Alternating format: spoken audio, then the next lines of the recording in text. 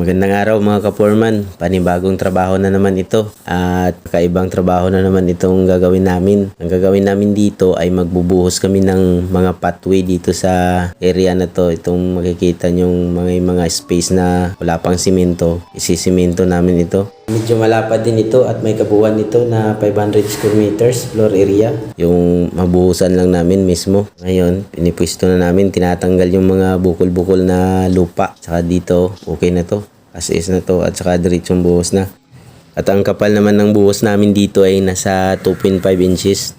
Ginamit naman namin na pangtakal dito sa aming buhos ay sako ng simento. So naglagay kami ng 2 bato at saka 4 na buhangin at isang simento sa isang mixing. Nawa namin ganito yung mixing namin kasi manipis lang siya, 2.5 inch yung buhos. So kailangan na medyo konti lang yung bato kasi mahirap siya aerodela pagka maraming bato. Okay pa naman siya yung mixing natin. Yung simento ay medyo matapang pa naman. So matigas pa rin ito. Makikita naman sa itsura ng simento pagka na-mix na siya. Ang dadaan lang naman dito ay yung mga tao.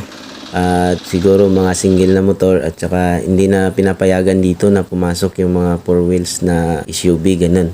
Panoorin natin ang buong video at pakipalo sa ating FB page at pakisubscribe na rin doon sa ating YouTube channel, Foreman Dudong, upang ma-update po kayo sa mga bagong video, ating mga construction activities sa araw-araw. Maraming salamat sa inyong mga suporta mga ka-Foreman.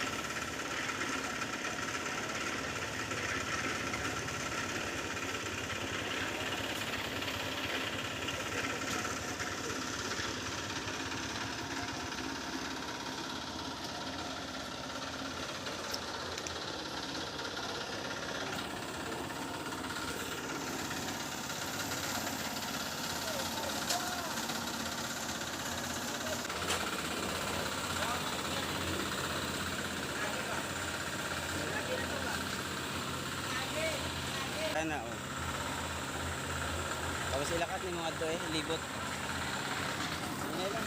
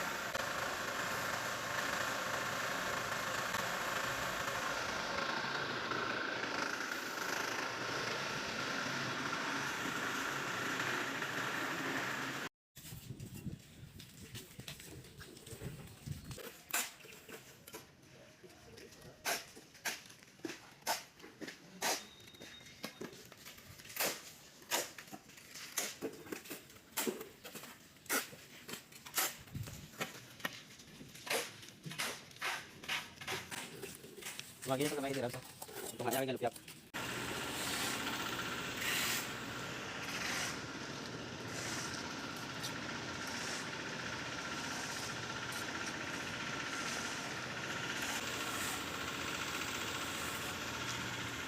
Nakita lang silig to. Nakita lang silig.